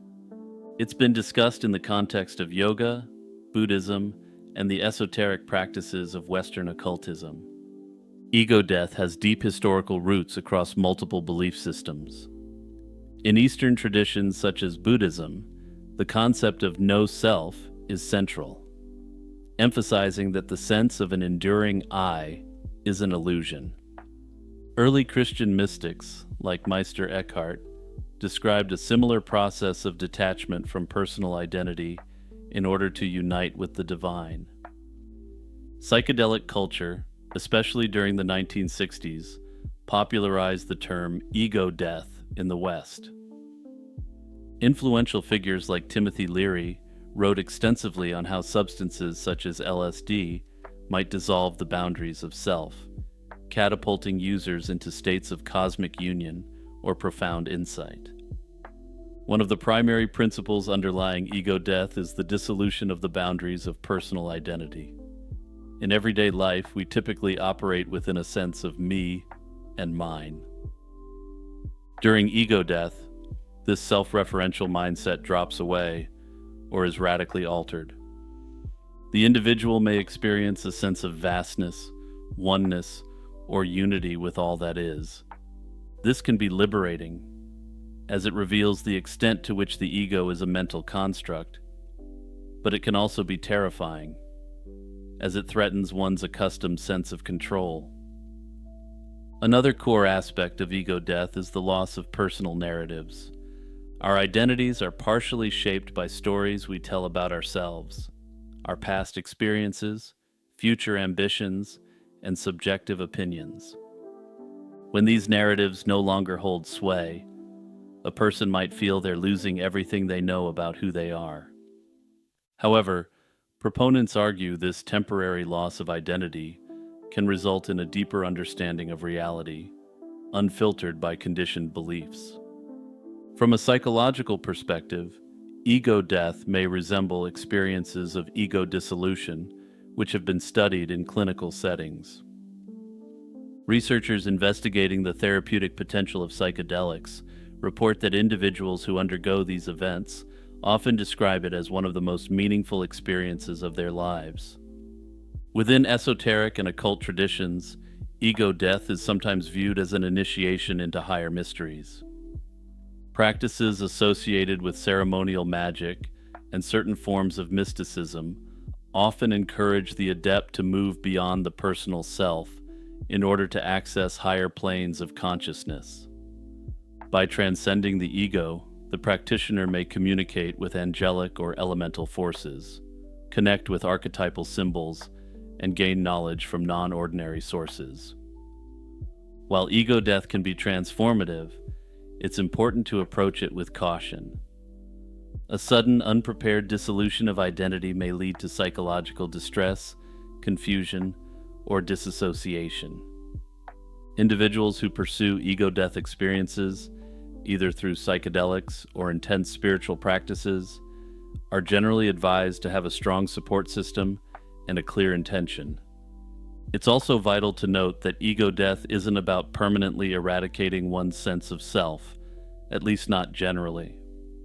Rather, it's most often described as recognizing the constructed nature of the ego. By seeing through it, individuals may learn to use the ego skillfully without being entirely governed by it. It was a crime so brutal that many people compared it to the infamous Manson family attacks of the previous year.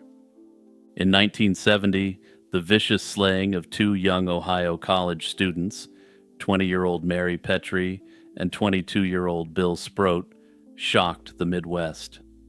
This is a haunting true story of love and loss, a devoted couple whose lives were cut short in a single night of unimaginable violence, and a mystery that has endured for over 5 decades. What follows is the tale of Mary and Bill's promising lives, the night of horror that ended them, and the long quest for justice that continues to this day. Mary Petrie and Bill Sproat were, by all accounts, gentle and studious individuals with bright futures. Both shared a deep love of the French language and culture. In fact, it was this shared passion that brought them together. They first met through a mutual friend and quickly bonded over their interest in French studies.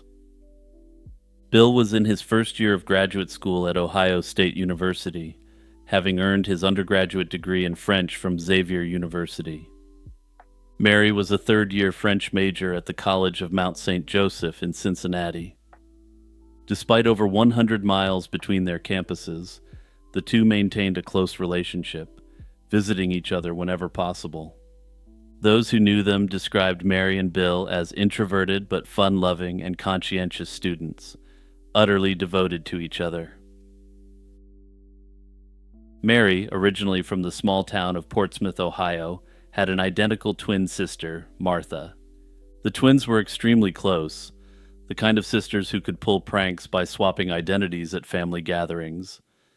Mary was known for her warmth and academic drive, and she dreamed of becoming a teacher. Bill, likewise, was admired for his gentle nature and academic talent. He had even spent time studying abroad in France on a prestigious scholarship, an experience Mary hoped to follow in his footsteps one day. By early 1970, Mary and Bill had been dating for just over a year. They maintained a long-distance relationship, relying on letters and occasional phone calls during the week, and cherishing the weekends they could spend in the same city.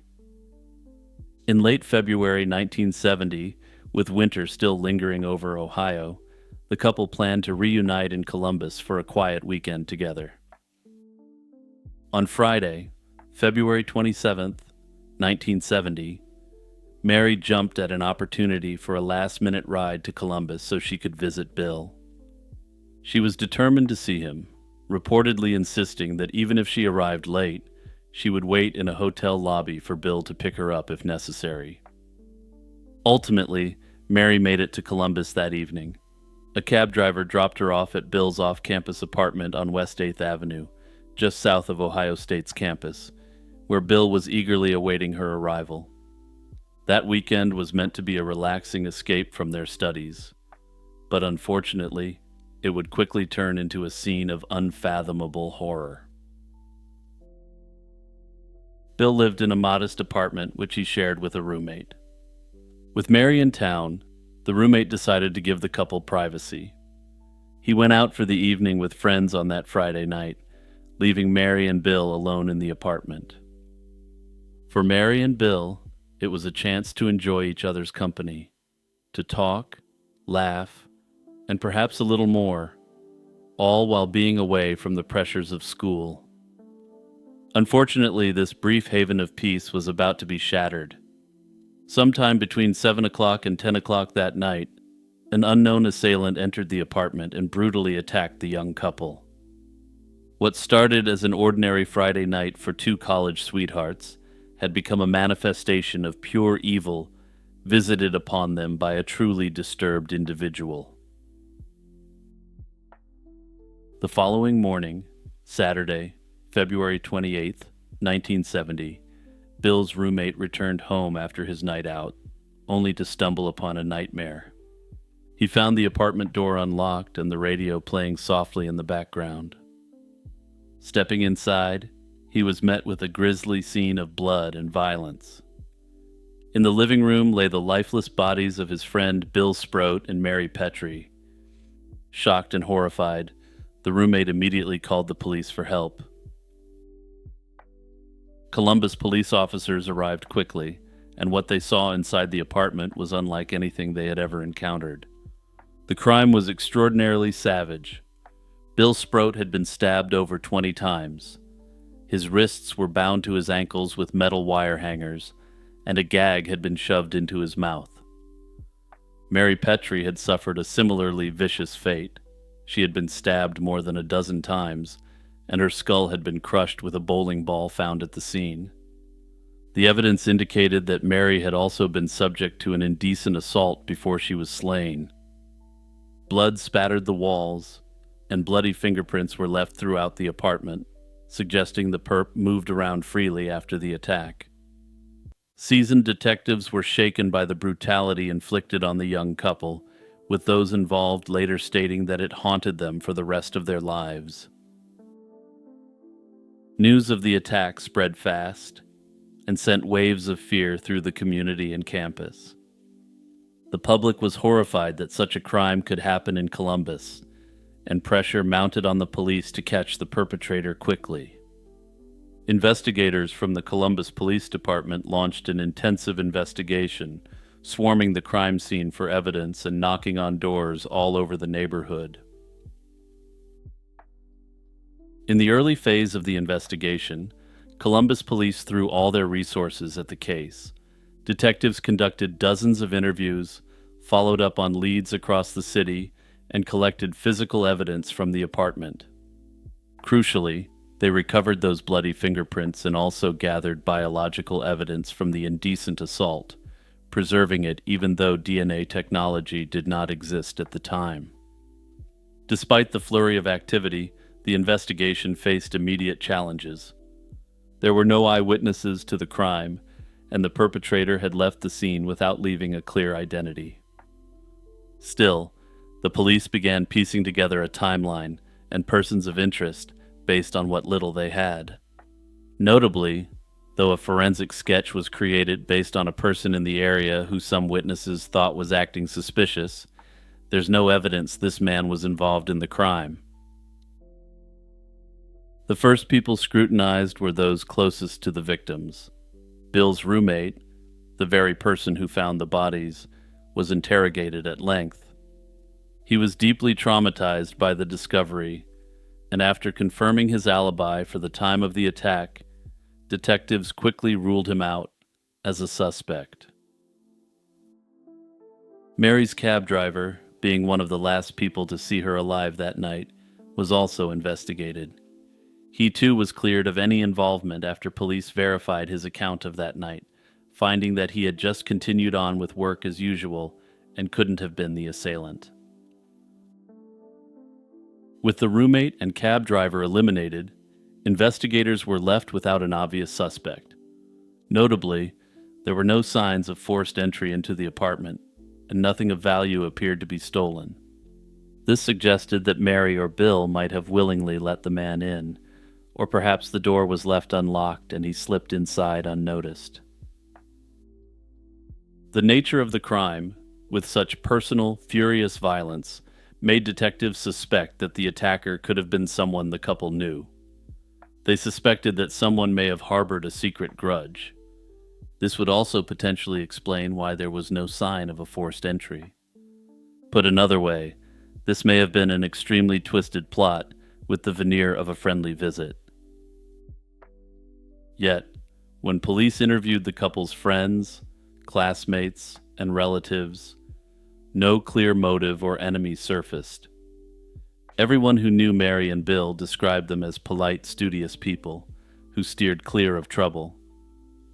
They weren't involved with street pharmaceuticals, crime, or any controversial activities that might invite retaliation. Nor was there evidence of a jilted ex-lover or love triangle. In short, the usual angles investigators might pursue in such a case led nowhere. Investigators expanded their focus beyond the immediate circle. They canvassed the campus area, going door to door in the neighborhood on West 8th Avenue to ask if anyone had seen or heard anything unusual on the night of February 27th. Some neighbors did report hearing faint sounds of music, likely the radio that was left on, but nothing that alerted them to the violence next door. A few witnesses recalled seeing unfamiliar individuals in the area, but leads like these were thin and could not be substantiated. As weeks turned into months, the trail grew colder. By the summer of 1970, only 6 months after the attacks rocked the city, Columbus police publicly admitted that they had no strong leads and wouldn't be solving it in the near term. The case that had once dominated local headlines gradually faded from the front page. Active investigations slowed as the tips dried up, and eventually the horrific slayings of Mary Petrie and Bill Sproat joined the ranks of Columbus's unsolved crimes. For the next few decades, Mary and Bill's case languished without resolution. Periodically, a new detective would be assigned to review the old case file, but no breakthrough ever came. The evidence collected, fingerprints, blood samples, and preserved biological evidence, sat in storage, awaiting technology advanced enough to make use of it. In recent years, they found that DNA from an unknown individual was indeed present, and kept the samples secure for more comprehensive testing once technology allowed. The case's status changed from dormant to active once again in the eyes of the Columbus Police Department's cold case unit. Over the years, numerous theories have swirled around who might have attacked Mary Petrie and Bill Sproat, but no suspect has ever been confirmed. One enduring question is whether the perpetrator was someone the victims knew or a stranger who chose them at random. The fact that there was no forced entry and that the attack occurred when the couple was alone suggests a degree of planning. Perhaps the perpetrator knew Mary would be visiting and waited for Bill's roommate to be away. Some investigators have speculated that the attacker could have been stalking the couple, aware of their routine. This gives rise to the theory that a peeping Tom in the area targeted Mary, attacking Bill first to eliminate any opposition. However, if he was this familiar with Mary's patterns, it doesn't explain why he attacked her at Bill's apartment. Though given the depraved nature of this predator, the rationale for doing so may have been incredibly dark, and I'll leave that up to you to contemplate.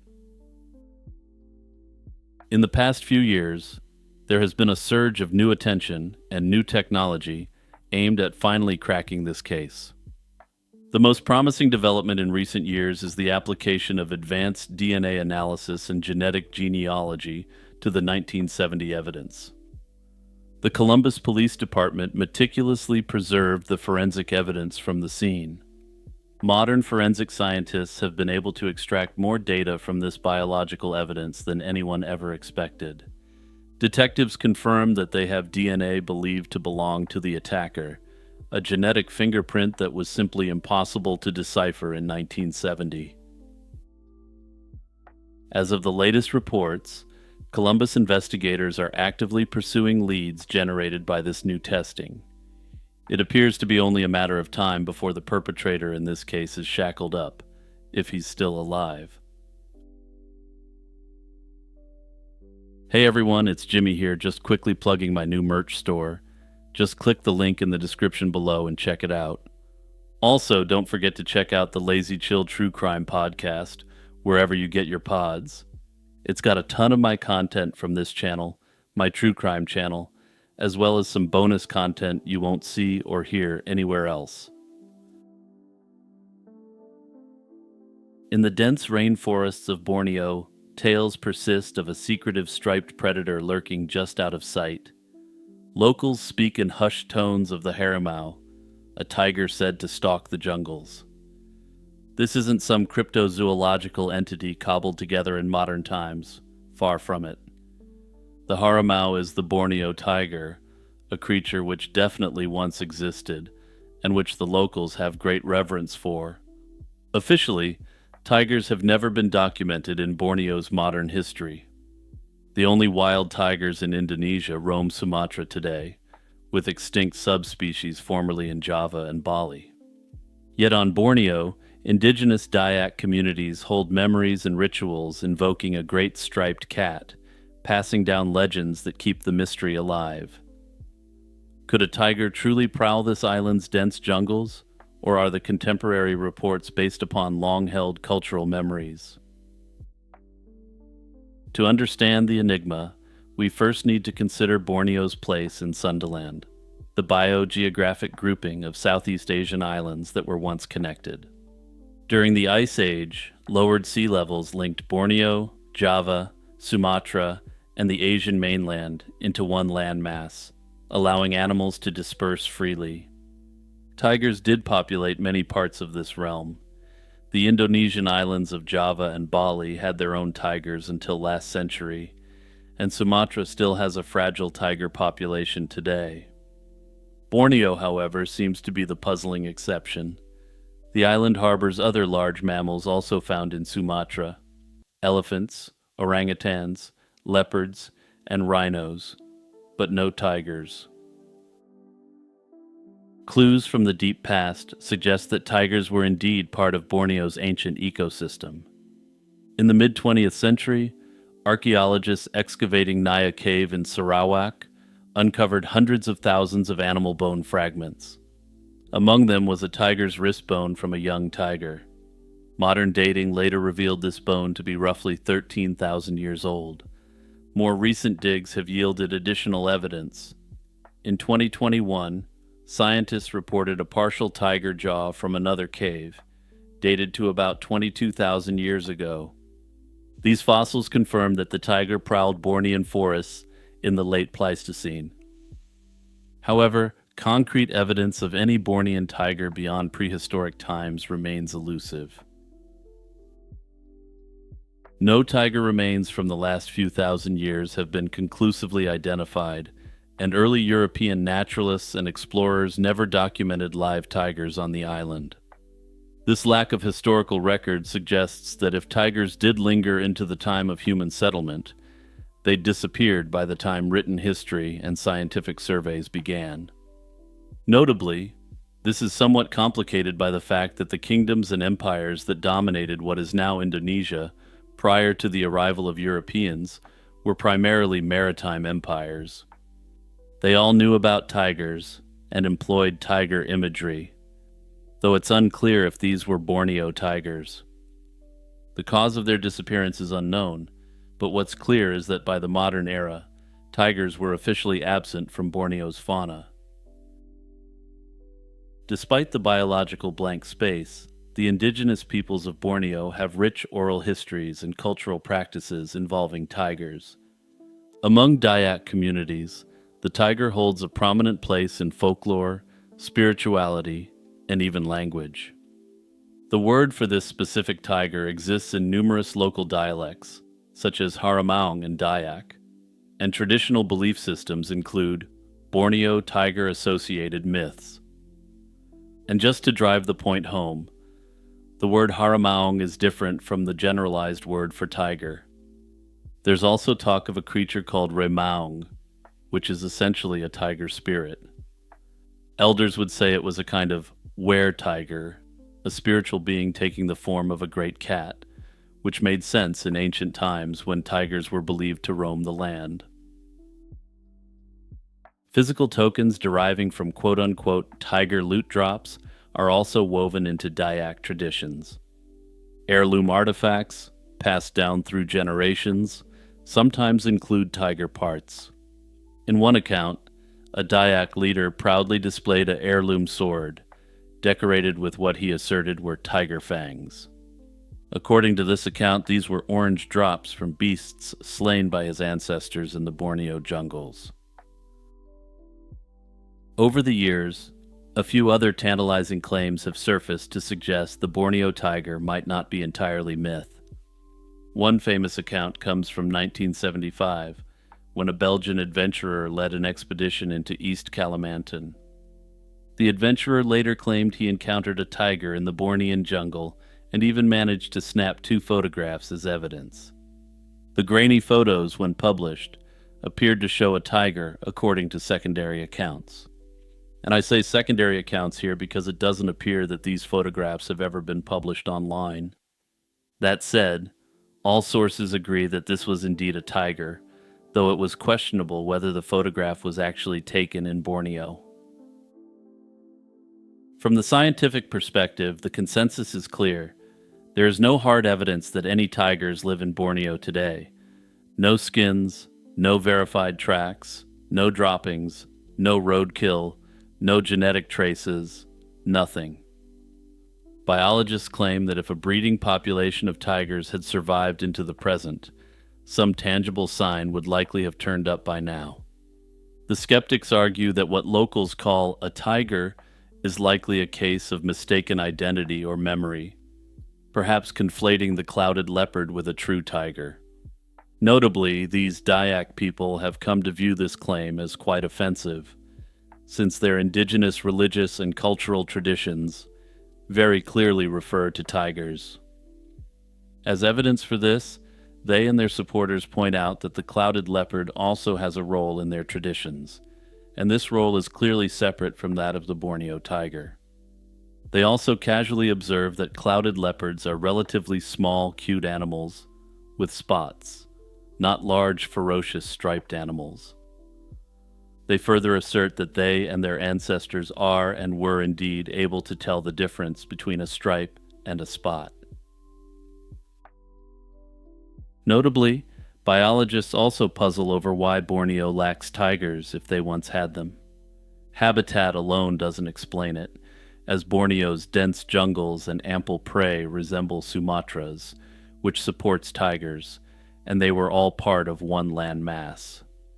One hypothesis is that early human hunters or habitat changes thousands of years ago eliminated Borneo's tigers. Yet, intriguingly, some very legitimate researchers urge that we keep an open mind to local knowledge. They point out that Western scientists historically overlooked indigenous reports at times, and sometimes to their detriment. Given the elusive nature of tigers, and given that a small population may be viable, some experts believe that this tiger may be more reality than myth. It was supposed to be an enjoyable mother-daughter hike in the Great Smoky Mountains National Park, but little did they know it was going to turn dark. On September 25, 2018, 53-year-old Susan Clements set out on a scenic trail with her daughter near Clingman's Dome, the highest point in the park. They anticipated a routine afternoon adventure amid the early autumn beauty of the Smokies. Instead, by nightfall, Susan had vanished into the misty mountains, sparking a massive week-long search and a baffling mystery that continues to haunt those who remember the case. Susan Clements was a mother of 3 from the Cincinnati area. She was on vacation in the Smokies with her youngest daughter, eager to share the wonders of the national park. An active, outdoors-loving person, Susan was no novice hiker.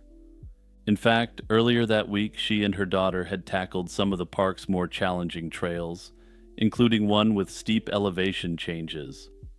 On this fateful Tuesday, their plan was relatively simple. Take the Forney Ridge Trail to a scenic spot called Andrews Bald, and then return to the Clingman's Dome parking area before dusk. The hike is a few miles round trip, a pleasant day hike, not something that would normally pose a serious risk for someone like Susan. They packed light, carrying no heavy gear or overnight supplies, since they fully intended to be back by evening. That afternoon, the two set out from the trailhead in good spirits. They reached Andrews Bald and began the return leg of their hike in the late afternoon. As they neared the end of the trail, close to Clingman's Dome, Susan's 20-year-old daughter decided to go on ahead. She was a faster hiker and wanted to climb the short, steep path up to the Clingman's Dome observation tower for one more panoramic view. The plan was straightforward. They would split up briefly and meet back at the parking lot. It was around 5 p.m. when Susan's daughter hurried ahead up the path, and Susan continued at her own pace toward the parking area. Neither of them realized that this small separation would soon become a life-altering decision. When the daughter returned to the parking lot after her quick detour to the observation tower, she expected to find her mother there, or at least see her coming down the trail. But Susan was nowhere to be found. At first, the daughter wasn't alarmed. Perhaps her mom was just a few minutes behind, or had paused along the trail to catch her breath. The weather had been growing dreary. A light fog was creeping in, and daylight was starting to fade. She waited, scanning the thinning crowds of visitors for any sign of Susan. As the minutes ticked by, an uneasy feeling set in, and by around 6 p.m., with dusk approaching and still no sign of her mother, that unease turned to panic. Desperate to find Susan, her daughter decided to retrace their steps down the Forney Ridge Trail. She headed back into the woods, calling out for her mom and hurrying to the spot where they had last been together. The trail was growing dim and quiet, enveloped by foggy clouds that often shroud Clingman's Dome in the evenings. There was no trace of Susan on the path, and no answers to her daughter's shouts except the muffled sounds of the forest. Fearing that something was very wrong, Susan's daughter rushed back and alerted park authorities that her mother was missing. It was now night in the mountains, temperatures were dropping, and a light rain had begun to fall over the area. Thus began one of the most extensive search operations in Great Smoky Mountains National Park's history. Park rangers immediately organized search teams despite the challenging conditions. Clingman's Dome sits at around 6,600 feet, and that night the mountain was cloaked in darkness and dense cloud cover. Visibility was near zero in some spots. Any hope of quickly finding Susan that first night was hindered by the foggy, rainy weather and the rugged terrain. The few hikers and tourists still in the vicinity were questioned, but none had seen the missing woman. The searchers faced a long, anxious night on the mountain, and they knew the odds of locating a lost hiker in those conditions were slim until daylight. By first light on September 26th, the search effort exploded in size. The National Park Service called in resources from far and wide. Eventually, around 175 trained personnel from numerous agencies and rescue organizations across multiple states joined the mission to find Susan Clements. They set up a command post at Clingman's Dome parking area, which was closed off to the public so search crews could work unimpeded. Teams of rangers, volunteer ground searchers, canine units, and personnel with helicopters and drones spread out over the area. In the initial days, searchers hiked an estimated 500 miles of trails, repeatedly sweeping the routes around Clingman's Dome. When those yielded no sign of Susan, they turned to bushwhacking in a desperate final attempt to locate any sign of her. The terrain was unforgiving. The Smokies are notorious for dense undergrowth. Over the next several days, the park was drenched with up to 3 inches of rain, and the park became unseasonably cold, factors which hindered the bushwhacking operation. Then, on the afternoon of October 2nd, 2018, 7 days after Susan disappeared, the search came to a tragic end. In a tangle of thick vegetation by a cold, trickling creek, about 2 miles west of the parking area, the body of Susan Clements was found. She was lying on her back in the creek bed, amid the rocks and rhododendrons. The location was in extremely rugged terrain, roughly 3/4 of a mile off the Appalachian Trail. To put this in perspective, it was so inaccessible that a Black Hawk helicopter had to be brought in to airlift her remains out of the area. In the following weeks, investigators worked to piece together what had happened during the time Susan was missing. In April 2019, the Swain County Medical Examiner's Office in North Carolina released the official autopsy report. Susan had died of, quote, complications of hypothermia due to exposure to adverse environmental conditions, with dehydration listed as a contributing factor. The autopsy noted a striking detail. Susan had exhibited signs of paradoxical undressing. She had removed articles of clothing despite the cold, a common late-stage symptom of hypothermia-induced confusion. Apart from scratches and minor abrasions, her body showed no significant injuries and absolutely no evidence of foul play. There were no indications of an attack by animals or other people. Her death was officially ruled accidental. But even with these apparent answers, a haunting question lingered.